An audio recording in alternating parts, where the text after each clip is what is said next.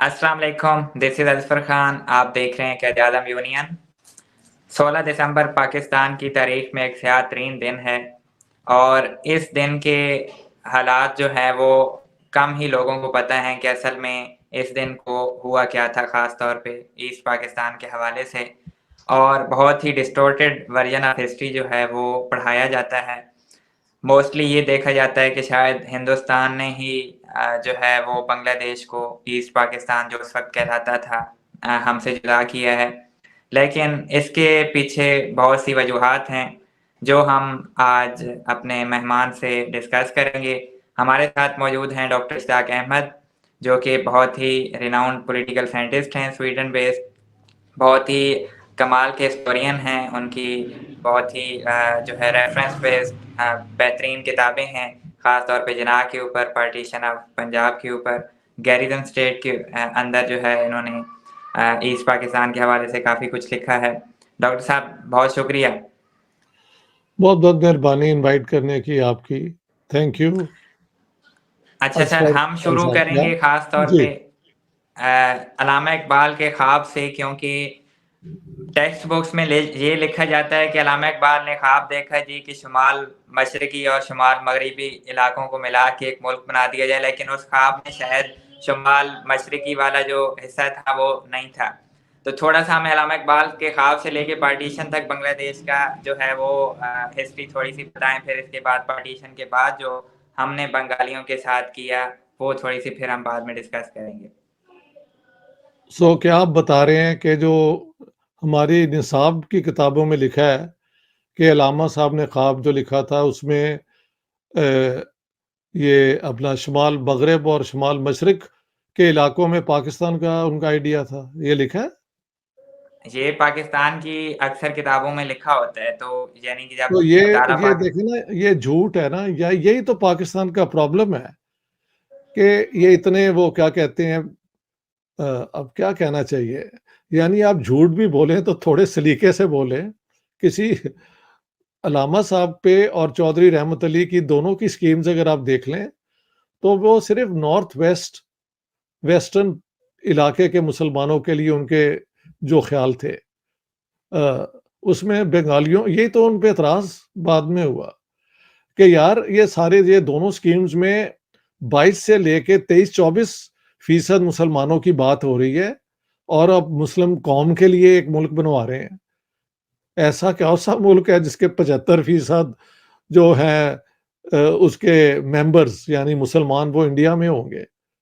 تو بالکل نان سینس ہے. علامہ صاحب کا جو خواب تھا، فرسٹ آف آل یہ بھی بتا دوں کہ یہ جب انہوں نے وہاں پہ آئیڈیا پیش کیا، اس کی ورڈنگ میری پوری جنالی کتاب میں ہے، لوگ پڑھ لیں. تو وہ تھا destiny of the Muslims of north western India within اور وداؤٹ دا برٹش امپائر. یہ لفظ ہے ودن اور وداؤٹ. وداؤٹ ہوتا ہے آؤٹ سائڈ، ودن برٹش. آئی سی دا ڈیسٹنی، یہ وہ سارا کچھ ہے. تو اس میں تو صرف اس علاقے کے وہ 22% بنتے تھے، ان کا ذکر ہے. ایسٹ بنگال کا انہوں نے کبھی سوچا نہیں، نہ کبھی اس کا ذکر ہوا ہے. سو اس کے بعد جب یہ فرسٹ آف آل یہ ریزولوشن پاس کرنے کے لیے کورم پورا نہیں تھا ہو رہا، 75 لوگ چاہیے. تو مسلمانوں نے جو الہ آباد میں دکاندار تھے، جب دکانیں بند کی ان کو پکڑ کے لائے تاکہ 75 لوگ ہوں اور یہ ریزولوشن پاس ہو جائے.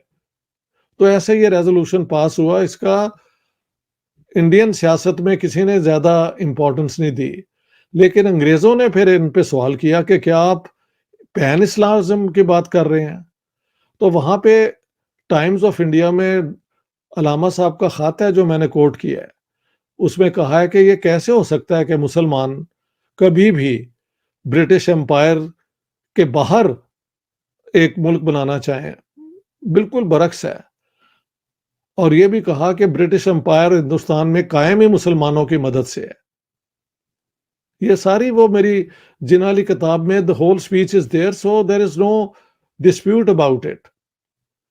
تو یعنی انہوں نے کہا کہ نہیں میں تو نہیں کوئی آزاد پاکستان یا کچھ نہیں چاہتا، میں تو چاہتا ہوں کہ برٹش امپائر کو بچانے کے لیے اگر یہ نارتھ ویسٹ سے حملے ہوں تو سب سے پہلے یہ مسلمانوں کا جو یہ بنی ہوگی state with in British umpire وہ اس کو فیس کرے. تو وہاں سے انہوں نے ودرا کر لیا. لیکن 37-38 میں جناح صاحب کو خط بھی لکھے جس میں دوبارہ انہوں نے کہا کہ آپ آئیں اور پاکستان کے اس کو بنانے میں آپ ایک لیڈنگ رول پلے کریں. تو لیکن for Jinnah there was for Iqbal Bengalis Urdu speaking Muslims south Indian Muslim none of them mattered at all. So ایک تو یہاں پہ بات ختم ہو گئی. ٹھیک ہے. تو اگر پاکستان کی کتابوں میں لکھا ہے کہ دونوں, تو یہ تو بالکل جھوٹ ہے نا. جھوٹ بھی بولنے کا کوئی یار ڈھنگ ہوتا ہے. اگر یہ واقعی لکھا ہے کہ دونوں علاقوں کے ان کا تو یہی تو پرابلم ہے اس کا. It has no mention of Muslims other than یہ پنجاب فرنٹیئر اور یہ اس قسم کے سندھ کے علاقے کے. That's all. اچھا سر, ہم پارٹیشن کے بعد دیکھتے ہیں کیونکہ بنگلہ دیش کی جو سیپریشن ہے وہ موسٹلی لوگ سمجھتے ہیں کہ شاید الیکشن کے بعد 1970 کے بعد ہی ہو گیا, لیکن 1947 کے بعد ہی یہ مسئلہ شروع ہو گیا تھا جب قائد اعظم نے کہا تھا کہ ہماری جو نیشنل لینگویج ہے وہ اردو ہوگی. تو اس وقت کیوں, مطلب کہ جب پاپولیشن اتنی زیادہ یعنی کہ ویسٹ پاکستان سے زیادہ ایک زبان بولتی تھی تو اردو کو لینگویج چن کے پہلی بار یعنی کہ کنٹروورسی سٹارٹ شروع کر دی گئی تھی. اس زمانے میں ویسٹ ایسٹ پاکستان کی پاپولیشن 42.7 ملین تھی اور ہمارے والے پاکستان کی جو آج ہے اس کی 33.9 ملین تھی. تو آپ اندازہ لگا لیں زیادہ پاپولیشن ایسٹ پاکستان کی تھی. اور ایسٹ پاکستان کے مسلمان بنگالی لکھتے تھے اور پڑھ لیتے تھے یا بولتے تھے. تو ان کے اوپر آپ اردو مسلط کر رہے ہیں جو کہ پاکستان کے کسی علاقے کی زبان نہیں تھی. البتہ یہ ہم کہہ سکتے ہیں کہ نارتھ انڈیا کے مسلمان جو یہ اردو اسپیکنگ ہے, پلس پنجاب میں کیونکہ انگریز اردو لائے تھے اور پھر وہی اردو انہوں نے جب وہ اسکول کالج فرنٹیئر میں لے گئے اور سندھ میں لے آئے تو وہاں پہ سندھی اور اردو یہ اس قسم کا کام رہا. تو یہاں کے لوگ جو پڑھے لکھے تھے اردو بول بھی لیتے تھے. ٹھیک ہے. لیکن بنگالی تو اس میں بالکل کورے تھے. تو ان کو جا کے, اور ان کا تو کنٹینیوس ایک کلچر ہے, بڑا ہائی کلچر بنگالیوں کا, لٹریچر میں, لکھنے میں اور پلیز میں, تھیٹر میں, میوزک کے اندر. ان کو کہنا کہ آپ کی زبان جو ہے وہ بالکل نہیں ہوگی, Urdu will be the, I tell you that Urdu will be the sole language of the state of Pakistan. یہ کیا بات ہے؟ تو اس کے بعد سب سے پہلے جو یہ وہاں پہ ایجیٹیشن ہوا اور پولیس کا لاٹھی چارج ہوا, اس کے اندر Sheikh Mujibur Rahman was a student leader at that time. تو وہاں سے یہ بات شروع ہو گئی. بعد میں بنگالیوں نے کہا کہ دیکھیں یہاں پہ سارے ڈپٹی کمشنر یہ جتنے جو ہیں یہ ویسٹ پاکستان سے آتے ہیں, very few are from our part. فوج کے اندر تو بنگالی کوئی تھا ہی نہیں, نام کے 2-3 تھے. ہاں جی, شاید ایک میجر جنرل یا what ever, but that was also token. کوئی بنگالیوں کی وہاں پہ پریزنس نہیں تھی. اینڈ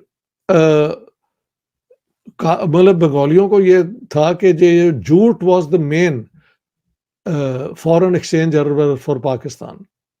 جو ہم ایکسپورٹ کرتے تھے اس میں سے فارن ایکسچینج سب سے زیادہ جھوٹ جو ہے, جھوٹ یہ بوریاں یہ اس قسم کی چیزیں بنانے میں استعمال ہوتا ہے, یہ وہاں پہ اگتا ہے. ہاں جی. تو وہ کہتے تھے کہ یہ ساری انکم جو ہے وہ ویسٹ پاکستان میں رہ جاتی ہے. تو 6 پوائنٹس کی بنیاد پھر انہوں نے الیکشن لڑا اور اس میں تھا کہ پاکستان جو ہے وہ اس کی ایک لوز فیڈریشن ہوگی. ایکچولی وہ ایک کانفیڈریشن ہے پریکٹیکلی اپنی سیپریٹ فورسز بھی ڈیمانڈ کر رہے تھے, اٹانومی آف جو ہے ایسٹ کرنسی پاکستان, بھی. فورن اب افیئر صرف ڈیفینس کو دے رہے تھے. میرا سوال کتاب میں ہے کہ اگر یہ پاکستان کے خلاف تھا, 1 سال آپ نے اس کو بین کیوں نہیں کیا کہ آپ الیکشن اس پہ کیمپین پہ لڑ ہی نہیں سکتے؟ تب تو نہیں کیا.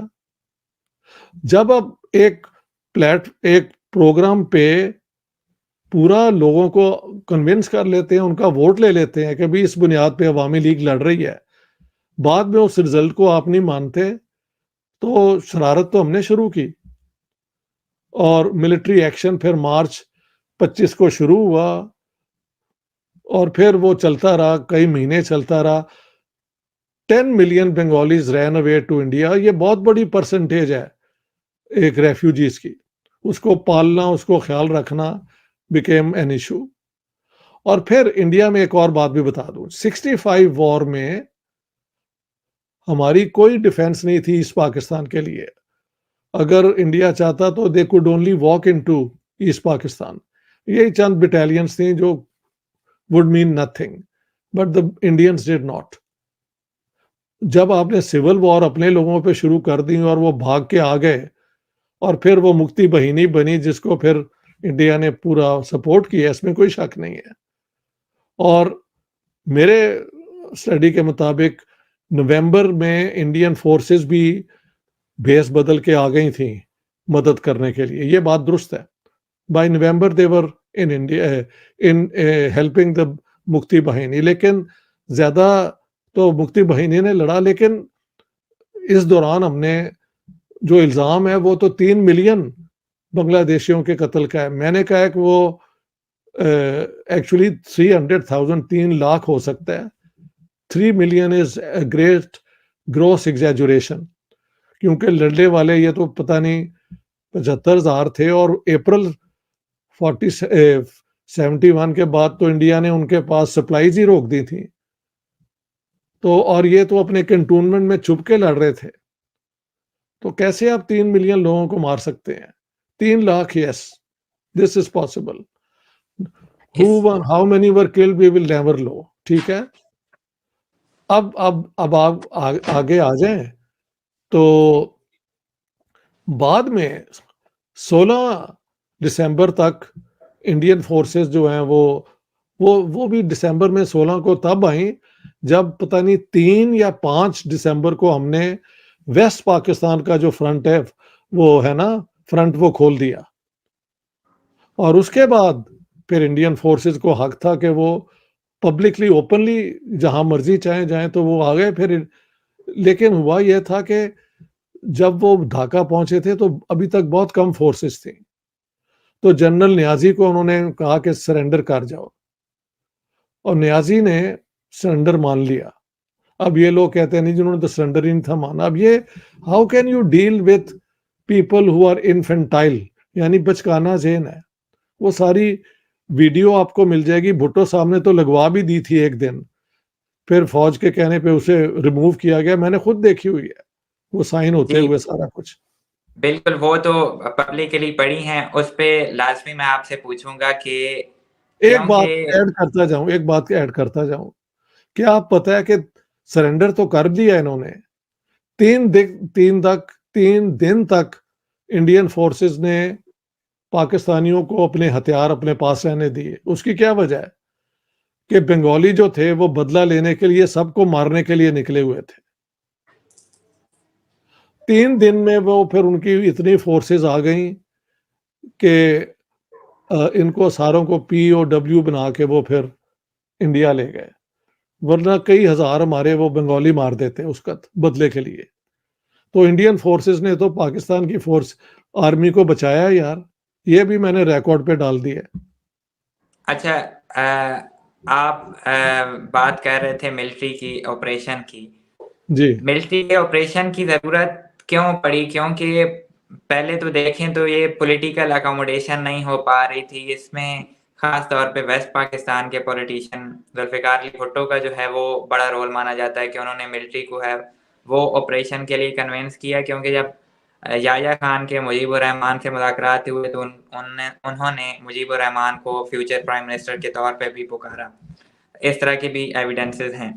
تو ملٹری سولوشن, جب آپ کو پتہ ہے کہ وہاں پہ بہت زیادہ ریزسٹنس ہے, وہاں پہ ایلینیشن ہے پہلے سے بھی, تو why didn't they consider to political settlement خاص طور پہ west Pakistan? Very interesting question. کر سکتے تھے, کیونکہ ایک موقع پہ یحییٰ خان نے کہا تھا مائی پرائم منسٹر مجیب الرحمان، اور یہ بھی میں نے کوٹ کی ہے کہ مجیب الرحمان نے کہا تھا کہ ہم چاہتے ہیں کہ جو نئی حکومت بنے گی اس کے پریزیڈنٹ یحییٰ خان بنے. یہ دونوں میں نے بیان دے دیے ہیں. تو ان کو روکا کس نے؟ ہو سکتا ہے یحییٰ خان کے ارد گرد جنرل بھی انوالوڈ ہوں، بلکہ تھے بالکل بے شک، لیکن political forces basically Peoples Party, mister Zulfiqar Ali Bhutto, no doubt there is no question. میں تو وٹنس ہوں لاہور میں بادشاہی مسجد کے باہر جب یہ سارا ہو رہا تھا، اور میاں محمود علی قصوری جو بڑے ایک آؤٹ اسٹینڈنگ ہمارے وہ شاید اس زمانے میں لا منسٹر تھے میرا خیال ہے، ان کا ہاتھ ایسے اٹھا کے انہوں نے جناب بھٹو صاحب نے کہا، کیونکہ پیپلز پارٹی میں میاں صاحب اور کچھ لوگ سوچتے تھے کہ بھئی اب حکومت ان کو دے دو، پارلیمنٹری ڈیموکریسی کے مطابق تو ان کی رائٹ ہے حکومت بنانے کا. تو انہوں نے ہاتھ اونچا کر کے ان کے لات توڑ دیے جائیں گے، ہاتھ پتہ نہیں ہاتھ اور لات میں نے خود سنا ہے توڑ دیے جائیں گے، جو انڈیا جو یہ چاہتے ہیں کہ وہاں جا کے تو یہ سمجھوتا ہو جائے. یہ I have heard my self. اور لاڑکانہ میں انہوں نے بلایا محل یحییٰ خان کو اور ساروں کو، وہاں پہ بھی کہا کہ اگر ویسٹ پاکستان کی انوالومنٹ نہ ہو تو وہ حکومت ہم مانتے نہیں ہیں. اس کی وجہ ہے کہ جب تک ایسٹ پاکستان تھا، بھٹو صاحب کو نظر آ رہا تھا کہ وہ الیکٹ نہیں ہو سکتے پرائم منسٹر، تو انہوں نے اس سارے کیس کو بجائے ریزولوشن ہونے کے اس کو زیادہ سیبوٹاج کیا. بالکل صحیح ہے. اچھا سر، اس جہاں پہ ایک اور جو ہے وہ ڈسکشن آتی ہے، کیونکہ سارا بلیم جو ہے وہ ایک ملٹری جرنل کے اوپر، خاص طور پہ ہمارے جنرل نیازی کے اوپر آتا ہے، اور یہاں پہ پھر پوری ایک عمران خان سے لے کے جو بھی نیازی ہوتا ہے تو ہمیں یہ سننا پڑتا ہے کہ شاید جی آپ لوگوں نے جو ہے ایسٹ پاکستان میں سرنڈر کیا تھا. لیکن ایک بات یہ ہے کہ کہیں پہ میں نے سی آئی اے کلاسیفائڈ ڈاکومنٹ دیکھ رہا تھا کہ 3-4 دسمبر کو آئی گیس ان کے ساتھ رو فرمان تھے، وہ پہلے سے ہی انفارم کر رہے تھے سی آئی اے کو کہ ہم ادھر سے جنگ ہار چکے ہیں. اس کے علاوہ بینظیر نے بھی تھوڑا سا کنفیس کیا ہے اپنی آٹو بایوگرافی میں کہ ہم نے جنرل نیازی سے جو ہے 6-7 دن مانگے تھے کہ آپ نے روکنا ہے، تو انہوں نے 12-13 دن کافی جو ہے وہ سٹیل میٹ برقرار رکھا. وائی ہم جو ہے وہ صرف اتنا بڑا فیلئر ایک ہی بندے کے اوپر بلیم کر رہے ہیں؟ کیونکہ اس میں کے نے بعد دیکھا دیکھیں جنرل نیازی کو بھی میں نے پورا کوٹ کیا ان کی کتاب سے، کیونکہ اسکالر کا کام ہے کہ ہر ایک کو موقع دیا جائے. تو جنرل نیازی کی آرگومنٹ یہ ہے کہ میں تو کہہ رہا تھا کہ مارچ تک یہ ملٹری ایکشن آپ ادھر سے نہ کریں، جب رینی سیزن شروع ہوگا تب آپ کریں، تاکہ انڈین فورسز جو ہیں وہ یہاں پہ آ کے ایزیلی ان کی موبلٹی نہ ہو سکے. لیکن انہوں نے نہیں مانی، اور انہوں نے کہا کہ یحییٰ خان اور یہ لوگوں نے فیصلہ کر دیا تھا کہ ایسٹ پاکستان اب جائے. سو دس is what Niazi is seeing. نیازی پہ البتہ الزام کچھ اور ہیں، وہ بھی میں نے کوٹ کر دیا ہے کہ وہ کس نے آئی ایس پی آر کے جو آج کل آئی ایس پی آر حرکت بولتے رہتے ہیں نا، وہ بریگیڈیئر صدیقی کا بیان ہے کہ انہوں نے پاکستان نے جب منگوائے وہ کیا کہتے ہیں فورن کورسپونڈنٹس، تو انہوں نے سوال کیا کہ جی ہم نے سنا ہے کہ یہاں پہ بنگالی عورتوں کو ریپ کیا جاتا ہے. تو نیازی صاحب نے اپنے طرف سے جوک کی کہ کیا تمہارا مطلب ہے کہ میں اپنے جوانوں کو جیلم بھیجوں اپنا ضرورت پورا کرنے کے لیے؟ مطلب اس قسم کی نیازی کے متعلق بھی جو ہے نا کامنٹ وہ میں نے دے دیا ہے. But Niazi what choice did Niazi have? اگر وہ جنگ لڑتے تو کئی ان کے لوگ مارے جاتے. مے بی ہی ریئلائز کہ یار یہ ہم ہارے ہوئے جنگ ہیں، تو سرنڈر کرنے سے میں اپنے ٹروپس کی جان بچا لوں. یہ میں سمجھتا ہوں مجھے نہیں یہ کوئی غلط چیز نظر آتی. جرمن جرنیلوں نے اپنے لاکھوں جوان مروا دیے بغیر وجہ کے، جبکہ جنگ وہ ہارے ہوئے تھے. بالکل، ہم دیکھتے ہیں جیسے اب نیپولین کتنا گریٹ جرنل ہے، لیکن انہوں نے بھی سرنڈر کیا. میکارتھر کے سامنے جاپانیز فورسز نے سرنڈر کیا، وہ بھی ریکارڈڈ ہیں. اور بھی اب نیازی سب نیازیوں کے آپ خلاف ہو جائیں، یہ ریسزم ہے. ہر انڈیویجول کو اس کے مطابق لو. نہ اس کی اولاد رسپانسبل ہوتی ہے جو باپ کر جاتا ہے, نہ بیٹے کی باتیں والدین پہ آنی چاہیے. یہی ایک انسانی طریقہ ہے دیکھنے کا. تو جنرل نیازی کو بھی آپ ان حالات میں دیکھیں اور تب انہیں جج کریں, اور پورے نیازیوں کے اوپر اب آپ ڈال دیں گے کہ یہ کرتے, یہ بکواس ہے. عمران خان کا اور جنرل نیازی کا ایک قبیلہ ہو سکتا ہے, لیکن وہ دو انسان ہیں یار, ان کی دو پالیٹکس ہیں. ایگزیکٹلی, یہ پولیٹیکل لازمی بات ہے, یہ غلط ٹارگیٹنگ کے طریقہ ہے, اوپر. یہ غلط طریقہ ہے. سب ہندو اچھے ہوتے ہیں, سب ہندو برے ہوتے ہیں, سب نیازی دلیر ہوتے ہیں, سب نیازی بزدل ہوتے ہیں. یہ کیا بکواس ہے یار, یہ ایسے کبھی بھی نہیں ہوتا. جی, ایک خاندان میں دو بہن بھائی ایک جیسے نہیں ہوتے, تو ایک قبیلے میں کیسے ہو سکتے ہیں؟ میرے دو بیٹے ہیں, بالکل. دونوں ایک دوسرے سے بڑا مختلف ہیں. میں لیکن ہاں جی, ایسا ہی ہے وہاں پہ. اب دیکھیں نا کہ آپ کے پاس جو لوور کیڈر کے جنرل تھے تو ان کو ایمبیسڈر لگایا جا رہا ہے. جنہوں نے آپریشن شروع کیا, جنرل ٹکا خان, وہ آگے چیف آف آرمی اسٹاف بھی بن رہے ہیں, پھر پیپل پارٹی کے جنرل سیکرٹری بھی بن رہے ہیں. تو میرے خیال میں پولیٹیکل جو ہے وہ ایک بلیم شفٹ کیا جا رہا تھا ذوالفقار علی بھٹو کی طرف سے کہ ہماری جان چھوٹے اور ملٹری کے کسی جو ہے ایک ہی سائڈ پہ بلیم شفٹ کر دیا جائے. ٹھیک ہے, یہ بھی ایک آرگومنٹ پلازیبل نظر آتی ہے, بالکل صحیح ہے. میں تو صرف بات کر رہا تھا کہ کوئی ایک قبیلہ, ایک کمیونٹی جو ہے نا, اور ایک انڈیویجول کو ہمیشہ ایک ہی نہیں سمجھنا چاہیے. یہ اپنی ایسا ہی. جگہ پہ ایک نان سینس بات ہے. ہاں, اچھا, ہم حمود الرحمان کمیشن رپورٹ کے اوپر آتے ہیں. یہ پبلش ہوئی تھی آئی تھنک کسی انڈین نیوز پیپر میں, تو وہاں سے کوئی 70-80 پیج کی سمری تھی جہاں سے میں نے کوئی ڈیٹیل پڑھی تھی. آپ جی, جس طرح پہلے پریزنٹ کہہ رہے تھے کہ شاید 3 لاکھ وغیرہ کو ڈیتھس ہوئی ہوں, لیکن اس رپورٹ میں بھی یہ ایک آرگومنٹ دیا جا رہا ہے کہ شاید پہلے جو سٹارٹ تھا وہ مکتی بانی نے سولجرز کی وائف کے ساتھ, پھر بہاری پاپولیشن تھی ان کے ساتھ جو ہے وہ ریپ اینڈ پلنڈر کیا, تو مے بی ان ریئیکشن جو ہے وہ فورسز کا آیا. یہ دوسرا میری پھر کتاب ریپس. میں بھی ہے, میں نے کتاب میں دی ہے کہ پہلا حملہ جو ہے نا یہ مفتی بہیجی نے کیا ہے. بالکل صحیح ہے, فروری کے اندر. اگر آپ میری گیرزن اسٹیٹ کتاب دیکھیں, آل دس از دیر. انہوں نے حملہ کر کے ویسٹ پاکستانی عورتوں کو ریپ کیا ہے, یہ وہ سارا کچھ, اور بعد میں پھر آرمی کا ایکشن ہوا ہے. لیکن یہ ایک ہے نا اصول کہ اسٹیٹ کی رسپانسبلٹی مختلف ہوتی ہے. ایگزیکٹلی. جس طرح دیکھیں نا, اب 9/11 ہوا ہے, تو کتنے امریکہ کے اندر مسلمان ہیں, اگر سب پہ حملہ وہ کر دیتے اسٹیٹ کی طرف سے تو ایک نہ چھوڑتے, نہیں نہ کیا انہوں نے. اسی طرح اب اس کے برعکس کیا ہوا انڈیا کے اندر, وہ 2 بندوں نے آ کے اندرا گاندھی کو گولی مار دی, لیکن انڈین جو اس زمانے میں تھا انہوں نے پھر کانگریس پارٹی کے جو لوگ ہیں اور اس کے اندر یہ باقی انہوں نے حملہ کیا, باقی سکھوں کو 3000 مار دیا. وہ غلط ہے. State is state, state must be acting according to the law.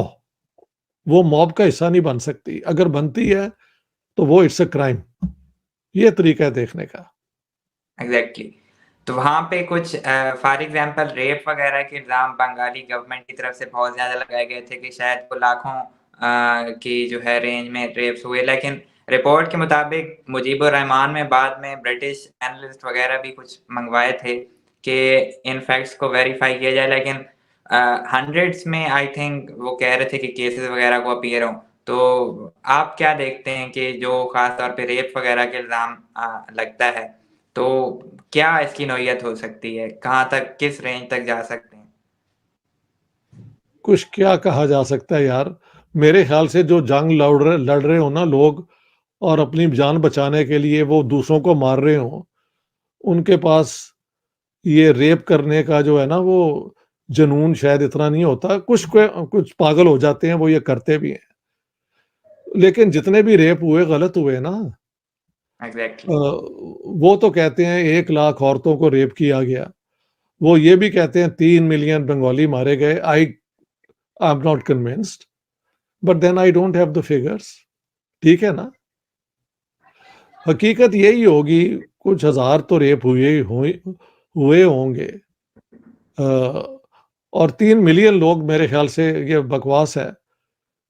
وہ شیخ مجیب الرحمان کی انگریزی میری وہ ایسے ہی تھی، یا ہمارے لوگ لاکھ کو اور ملین کو اکثر کنفیوز کر جاتے ہیں. یہ اب بھی ہوتا ہے، تم ابھی ٹرائی کر کے دیکھ لینا. ملین اور لاکھ کو لوگ ایک ہی سمجھتے ہیں، حالانکہ 10 لاکھ کا 1 ملین ہوتا ہے. تو شیخ صاحب جب کہہ رہے تھے نا 3 ملین، ہی مین 3 لاکھ. لیکن وہ پروپیگنڈے کا حصہ بن گیا. 3 ملین. میں کہا یار مارچ 25 کو شروع ہوا، اپریل کو انڈیا نے وہ فلائٹس ہی بدل دی تھی، تو ان کو سپلائی کہاں سے آتی تھی؟ 3 ملین گولیاں کہاں سے لائیں گے مارنے کے لیے؟ How is it possible? یہاں پہ ایک اور بڑا مسئلہ ہوتا ہے، خاص طور پہ فیکٹس اینڈ فگر کے حوالے سے. پاکستان کی ملٹری فورسز کی تعداد جو ہے وہ بتائی جاتی ہے کہیں پہ 93,000 جو پریزنر کیپچر ہوئے، کہیں پہ کہتے ہیں جی فورسز جو آن دا فرنٹ لڑ رہی تھیں وہ 33,000 کے لگ بھگ تھیں. تو 1 versus 14 کا مقابلہ تھا ہندوستان کے ساتھ. تو یعنی کہ اس سچویشن میں 33,000 میں نہیں پھر ان سے ہے. لڑنا انڈین فورسز سے کافی مشکل تھا. تو یہ facts and figure military forces کے حوالے سے کیا تھے؟ میرے خیال سے کوئی، میں نے بھی یہ فگرز کو بعد میں دیکھا ہے، I think about 68,000 upwards fighting forces تھیں، لیکن ان میں سے کئی سویلین بھی تھے. سو زیادہ 80,000 فائٹنگ فورسز ہوں گی. اور لیکن بات سنو، یہ سارے جو ہیں اپنے کنٹونمنٹ میں بیٹھے ہوئے تھے اور یہ جا کے حملہ کرتے تھے، اس میں کوئی شک نہیں ہے. لیکن آپ کے پاس سپلائیز جنگ لڑنے کے لیے، قتل کرنے کے لیے، محل اپریل کے بعد انڈیا نے وہ ڈلیوری جو ہے نا بند کر دی تھی، اور چائنا سے بھی کچھ نہیں تھا آیا. تو کیسے آپ 3 ملین لوگ مار سکتے ہیں یار؟ 300,000 possibly yes, but once again we don't know.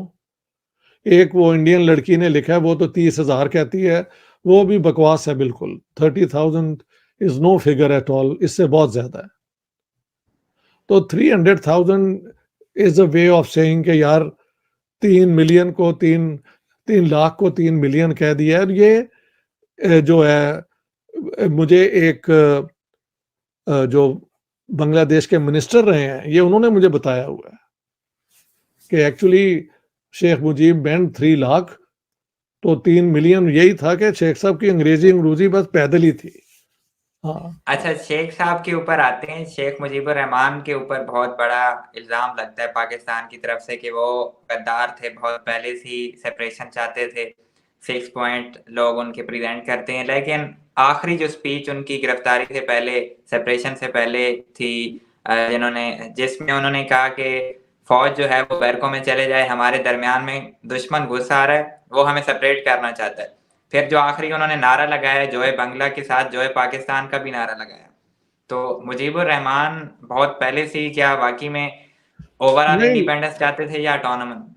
اس میں کوئی شک نہیں کہ اگرتالہ جو ہے جہاں پہ یہ جا کے انڈین فورسز کو ملے ہیں، I have seen the evidence, اور وہ کنونسنگ لگتا ہے. تو اس کی وجہ یہ ہے کہ جب 65 وار ہوئی تھی تو تب بنگلہ دیش یعنی بنگالیوں کو کہ پاکستان نے ہماری ڈیفنس کے لیے تو کچھ رکھا نہیں ہوا، تو maybe they were looking for some understanding with India. یہ ہو سکتا ہے. لیکن اگر یہ واقعی فیکٹ تھا تو واپس آ کے الیکشن کیوں لڑنے دیا پھر؟ This question has to be answered by Yahya Khan and the military generals. Why did they let him do it? یعنی وہ ہاف سچ ہو سکتا ہے، لیکن غداری تو نہیں نا پروو ہوتی. اگر غدار تھا وہ تو اس کو الیکشن لڑنے کیوں دیا؟ سو یہ اسے کہتے ہیں ایونٹ کے بعد you need arguments to justify your policies. یہ والی بات ہے. تب تو نہیں انہوں نے اس پہ الزام لگایا کہ تم غدار ہو اس لیے تم الیکشن لڑ ہی نہیں سکتے. وہ پھر ایک اور سیاست بنتی. وہ تو انہوں نے کیا نہیں. 6 پوائنٹ جو ہیں وہ پورا سال وہ پروپیگنڈا اس کا کرتے رہے، اور اس پہ پھر لوگوں نے ووٹ دیا انہیں. That's it. اچھا سر، جو 1971 کے 70 کے الیکشن ہوئے تھے تو ان کی ایک سب سے بڑی جو خامی ہے وہ یہ ہے کہ ایک پارٹی ایک کنٹری میں ایک پارٹ میں جو ہے وہ جیتی، دوسرے پارٹ میں. یہاں پہ آپ دیکھتے ہیں کہ الیکشن کا جو پروسیس تھا وہ اگر پروپورشنل ہوتا کہ ایک پارٹی کو دوسرے ونگ میں بھی فار ایگزامپل اتنے پرسنٹ جو ہے وہ سپورٹ ہونی چاہیے تب پرائم منسٹر بنتے. تو یہاں سے جو ہے وہ ساری جو ہے ایک کہہ سکتے ہیں فیئر کریٹ ہوا ویسٹ پاکستان میں کہ اگر ایسٹ پاکستان اوور آل پورا ڈومینیٹ کر گیا تو ہمارے انٹرسٹ جو ہے ختم ہو جائیں گے. تو الیکشنز کا کتنا رول تھا سپریشن میں، جو میتھڈ آف الیکشن تھا ہمارا اس وقت؟ اگر یہ پروپورشنل ریپرزنٹیشن اور ریجنل ریپرزنٹیشن کی بات پہلے سے ایک کانسٹیٹیوشن بن جاتی یا لیگل فریم ورک بن جاتا تو شاید یہ اس طرح نہ ہوتا. I do see your point. لیکن جو پہلے الیکشن پاکستان میں ہوتے رہے ہیں جب یا جو حکومتیں بنتی رہی ہیں تو انہوں نے کبھی کوئی خیال کیا ہے اس پاکستان کا؟ جو چاہیا انہوں نے کر لیا. ٹوکن کے پرائم منسٹر بنا دیتے تھے، جب چاہتے تھے ان کو نکال دیتے تھے. محمد علی بوگرا کو بنایا پھر نکال دیا، سور وردی کو بنایا پھر نکال دیا، خواجہ ناظم الدین کو گورنر جنرل تھے اس کو وہاں سے ہٹا کے پرائم منسٹر بنایا، غلام محمد خود گورنر جنرل بن گئے اور اس کو دھکا دینے لگ پڑے. ہم نے کہاں یہ اس قسم کی سیاست کبھی بھی کی ہے کہ سب مل کے چلیں. ہم نے تو پیرٹی پہ زور دیا کہ ایکول ہوگی ریپرزنٹیشن، جبکہ وہ 55% تھے، اسی لیے سے تاکہ وہ ان کی پاور کم ہو جائے. تو ہم نے نیک نیتی سے ان کے ساتھ کوئی اچھا سلوک نہیں کیا، یہ بات ہے. تو یہ ساری باتیں جو ہے نا، اب یہ کر دیتے تو وہ کر دیتے تو ہو جاتا، تو وہ تو نہیں ہو سکا. جو ہوا ہے وہ ہمارے سامنے ہے. بالکل. اچھا سر، فائنلی آپ سے یہ جاننا چاہیں گے کہ ہمیشہ پاکستان میں یہی ڈیبیٹ لگی رہتی ہے کہ ملٹری رسپانسیبل ہے یا سویلین رسپانسیبل ہے. آپ سے ہم فائنل پوچھنا چاہیں گے کہ آپ کا جو آبجیکٹو انالیسز ہے اس میں کس کا زیادہ جو ہے وہ رول ہے؟ خاص طور پہ عوام تو یہ کہتی ہے کہ بھائی کیونکہ ملٹری ان پاور تھی تو ملٹری کا کام تھا ٹرانسفر آف پاور پیسفلی. تو how do you see it, military اور civilian? I think this time the argument is correct. اگر جو اسٹیٹ کو ریپرزینٹ کر رہا ہو الٹیمیٹ رسپانسبلٹی اس کی ہوتی ہے. یحییٰ خان اور اس کے جنرل اگر ذوالفقار علی بھٹو کی بات نہ مانتے تو پھر شاید یہ ملٹری ایکشن اس طرح نہ ہوتا. تو آئی وڈ سے کہ رسپانسبلٹی بیسکلی یحییٰ خان اور ان کے جرنیلوں کی ہے، جس میں پورا حصہ ہے پیپلز پارٹی کا. اس طرح میں کہنے کو تیار ہوں. جماعت اسلامی کا بھی پیپلز پارٹی کا کیوں ذکر کریں، اور ایک دو مسلم لیگ ہوتی تھی وہ بھی سپورٹ کر رہی تھی ان ساری چیزوں کو.